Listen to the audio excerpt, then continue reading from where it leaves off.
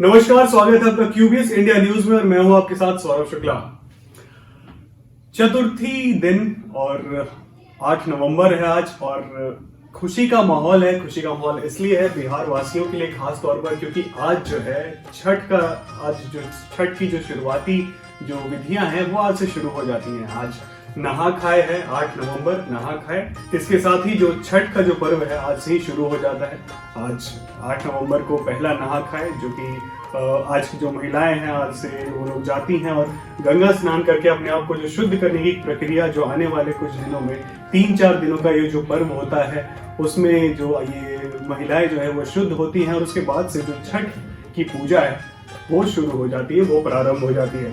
तो आज नहा खाए है, इसका बहुत ही महत्वपूर्ण महत्व है भारतीय संस्कृति में और खास तौर पर बिहार और बिहार वासियों के लिए जो पर्व है, आस्था का एक जो सबसे बड़ा महापर्व है, ये बहुत सारे लोगों के लिए खुशियां लाता है। दूर देश से जहां भी आप भारत के ही दूसरे राज्यों में हैं या फिर भारत से कहीं बाहर हैं, छठ एक ऐसा त्योहार है जो आप कहीं भी हो, बिहार वापस आपको खींच कर ले ही आता है। इस दौरान आप एक बिहारियों के लिए भी कहा जाता है कि भाई छठ के दौरान जो भी बिहार वासी हैं उनके लिए ट्रेन पर इतनी ज़्यादा भीड़ लग जाती है कि कुछ नए नए जो पूजा स्पेशल और ऐसे करके ट्रेन जो है वो भी चलाने पड़ते हैं। तो इन्हीं सारी चीज़ों से पता लगता है कि भाई ये जो त्योहार है इसका महत्व कितना ज़्यादा है कि आदमी कहीं भी होता है इस छठ महापर्व के समय पर अपने घर, अपने गांव, अपने लोगों के बीच, अपने परिवार में वापस जरूर आता है। तो उसी हिसाब से आज जो चतुर्थी का दिन है, दिन जो है हिंदू कैलेंडर के हिसाब से, हिंदू तिथियों के अनुसार आज चतुर्थी दिन है और चतुर्थी से लेके षष्ठी तक, सप्तमी तक ये जो होती है ये छठ की पूजा चलती है। चतुर्थी आज है, आज नहा खाए है, आज महिलाएं शुद्ध हो जाती है। उसके अगले दिन पंचमी को खरना होता है, जिसमें जो महिलाएं हैं वो गेहूं जो उनका होता है उसमें व्रत करती हैं और जो भी सारी चीज़ें होती है, ठेकुआ बनाया जाता है, जो सारी चीज़ें उनको साफ किया जाता है। और उसके अगले दिन जो डूबते हुए सूर्य भगवान है उनको अर्घ देती है महिलाएं नदी के घाट के किनारे जाकर पानी के बीच में। और षष्ठी के दिन जो छठी माता का दिन होता है उस दिन ये डूबते हुए सूर्य को अर्घ दिया जाता है। अगले दिन सप्तमी को उगते हुए पुनः वापस सुबह सुबह सारी महिलाएं और घर परिवार पूरा छठ घाट पे जाता है और सप्तमी को उगते हुए सूरज को अर्घ दिया जाता है। अब ये तो हो गई सारी चीजें कि छठ पर्व मनाया कैसे जाता है, क्या होता है इसमें, कैसे इसको सेलिब्रेट किया जाता है और क्या क्या चीजें होती हैं। लेकिन इसके पौराणिक महत्व क्या है, किस हिसाब से जो छठ माता है उनकी पूजा क्यों की जाती है और ये जो छठ का जो पर्व है ये किस लिए किया जाता है, तो इसको समझने के लिए हमें सबसे पहले थोड़ा इतिहास में चलना पड़ेगा और सबसे पहले जानना पड़ेगा ये जो छठी माता है ये कहाँ से आई और इनका जो है ये कैसे शुरुआत हुई। तो सबसे पहले आपको बता दें कि जो छठ का जो त्योहार है वो माँ अपने बच्चों के लिए करती हैं, बच्चों की दीर्घायु के लिए, उनका स्वास्थ्य अच्छा रहे और उनके संतान को कोई कुछ हानि ना पहुंचे, इस वजह से जो छठ का त्योहार है वो माँ अपने बेटे के लिए करती है। जो भी जिन भी औरतों को बेटा हो जाता है, उनके बच्चे हो जाते हैं, उसके बाद से वो छठ पूजा कर सकती हैं। तो इसी हिसाब से एक ये भी देखी जा सकती है कि जब बच्चों का जन्म होता है तब ही एक छठी माई का पूजा होती है। वो जो जन्म के 6 दिन बाद जो छठी बच्चों का कराया जाता है छठी, वो भी इन छठ माता की ही पूजा होती है। वो भी इन छठ माता को ही बच्चों को आशीर्वाद दिलाया जाता है और आगे जाके इसी को हम लोग छठ पूजा के तौर पर भी मनाते हैं। अब इसकी शुरुआत कैसे हुई?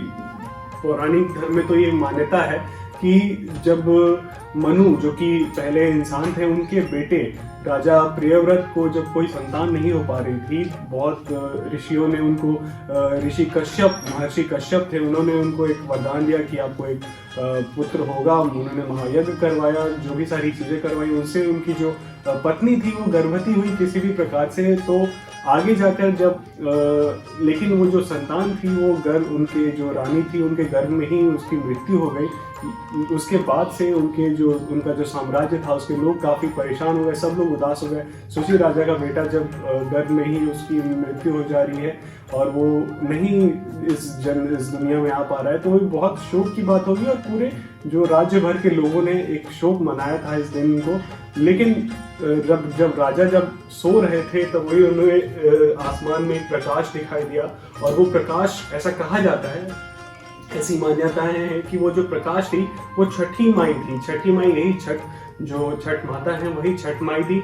और जब राजा प्रियव्रत जब बाहर निकले, उन्होंने उनके हाथ जोड़ा और उनकी पूजा आराधना की, तब छठी माई ने उन्हें वरदान दिया कि भाई आने वाले समय में आपको एक पुत्र होगा और तब आप मेरी जो पूजा है वो करिएगा, इसी से आपके उस जो बच्चे की जो दीर्घायु होगी और लगातार ही वो स्वस्थ रहेगा। तो राजा प्रियव्रत ने इस बात को मानी और छठी माता की उस समय से पूजा जो है वो होने लगी। अब बहुत सारे ऐसे सवाल भी आते हैं कि भाई छठ के इस त्योहार पर सूर्य भगवान की क्यों पूजा होती है। तो आपको बता दें कि जो मान्यताएं हैं उस हिसाब से सूर्य के डूबते हुए की पूजा होती है, अर्घ दिया जाता है, यानी कि उनको प्रणाम किया जाता है, और दूसरे दिन सुबह में जब सूर्य उदय होता है तब उनकी पूजा होती है, यानी डूबते हुए सूर्य की पूजा होती है और उगते हुए सूर्य की पूजा होती है। अब इसके अपने मान्यताएं हैं, इसका अपना सारा चीज, मतलब जो मान्यताएं हैं हिंदू धर्म के अनुसार वो है। ऐसा माना जाता है, ऐसा कहा जाता है कि ये जो सूर्य भगवान हैं और छठी माता हैं, ये दोनों आपस में बहन भाई हैं, और छठी माता जो है अपने भाई से आशीर्वाद लेने जाती है। वो ऐसा कहा जाता है कि जो ब्रह्मा जी थे उनके 6 बच्चे थे, और सबसे उसमें सूर्य भगवान भी थे और भी सारे लोग, और जो ये छठी माता थी ये उन ब्रह्मा जी की 6वीं पुत्री थी, और इसीलिए उनका नाम भी छठी पड़ा, और लोग उन्हें छठी के नाम से ही जानते हैं। और आगे जाके इन्हीं की ही, क्योंकि छठी संतान थी ब्रह्मा जी की, इसीलिए उनको छठी से ही नाम जानने लगा, और आगे जाके इन्हीं को छठ माता के रूप में भी माना जाता है। तो कहा जाता है कि इस दौरान चतुर्थी के जब दिन शुरू होता है तो छठी माता का ही ये पूरा प्रक्रिया शुरू हो जाता है। चतुर्थी के दिन नहाए खाए, यानी पवित्र होकर खरना के दिन सारे व्रत करके छठी के दिन सूर्य भगवान की डूबते हुए की पूजा होती है, यानी छठी माता डूबते हुए सूर्य का आशीर्वाद लेती हैं। और अगले दिन सप्तमी को यह पूजा, यानी सप्तमी के दिन उगते हुए सूर्य की पूजा करके छठी माता अपना व्रत तोड़ती हैं और अपने भाई से अपने आशीर्वाद लेती हैं। हालांकि हिंदू धर्म के अनुसार क्या मान्यता है मैंने वो भी आपको बताई कि जो महिलाएं हैं अपने बच्चों के स्वस्थ होने की, उनके दीर्घायु की कामना करती हैं, और ऐसे ही ये छठ का जो त्यौहार है वो चलता रहता है। लेकिन खासतौर पर हम बिहारियों के लिए बहुत ज़्यादा ये बिहार वासियों के लिए खासतौर पर ये बहुत एक खुशी का पर्व इसलिए रहता है क्योंकि बिहार और यूपी में इस पर्व को बहुत ही ज़्यादा धूमधाम से मनाया जाता है। और ख़ासतौर पर बिहार के लिए, बिहार के महत्व से देखें तो ये बिहार का महापर्व कहा जाता है।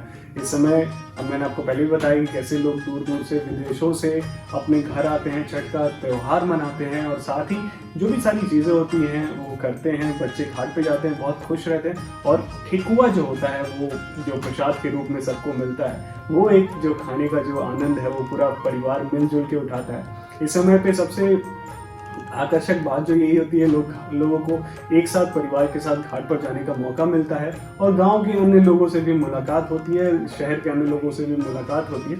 तो एक पूरा मिलने जुलने वाला त्यौहार है, आपस में लोग मिलकर रहते हैं, और एक साथ जब ये त्यौहार खत्म होता है तो एक साथ सब लोग प्रसाद, ठेकुआ जो होता है, ठेकुआ की अलग मान्यताएं हैं। अब ये कैसे बनता है इतना तो मुझे नहीं पता, लेकिन जहाँ तक मैंने देखा है कि उसको सूजी का बनता है, आटे का बनता है, इसको गुड़ में लपेट के। अब कैसे बनता है मुझे इतना तो इसकी खास जानकारी है नहीं, लेकिन जैसा बनता है बहुत अच्छा लगता है। और बिहार वासियों के लिए एक बहुत ही महापर्व है छठ, बहुत धूमधाम से मनाया जाता है। और क्यूबीएस इंडिया परिवार की तरफ से और साथ ही पीजीएचपीएल परिवार की तरफ से हम सभी आपको छठ महापर्व की ढेरों सारी बधाइयाँ देते हैं, शुभकामनाएं भी देते हैं। हमें उम्मीद है कि इसके साथ ही आपके जो परिवार और में जो सुख और समृद्धि है वो सभी वापस आएंगे, और छठी माता जो है हम सब पर अपनी कृपा बरसाएंगी।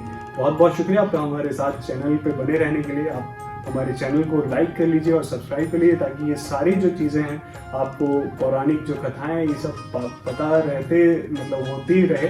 और लगातार ही अगर आप चाहते हैं कि ये पौराणिक जो कथाएं हैं और भी अन्य लोगों को पता लगे तो इसे लोगों में शेयर करिए, ताकि सबका थोड़ा थोड़ा ज्ञान बढ़े। जैसे मेरा आज बढ़ा, मैंने भी कहीं से समझ के ही पढ़ा, कहीं से सुन के ही पढ़ा है। तो लगातार आप हमारे साथ ऐसे बने रहिए और हमारे दूसरे चैनल अर्नब मीडिया नेटवर्क और सब तक को भी सब्सक्राइब कर ले, ताकि जो सारे ये अपडेट्स हैं आपको वहाँ पर भी देखने को मिल जाए। बहुत बहुत शुक्रिया आपका हमारे साथ बने रहने के लिए, और छठ पर्व की हार्दिक शुभकामनाएं।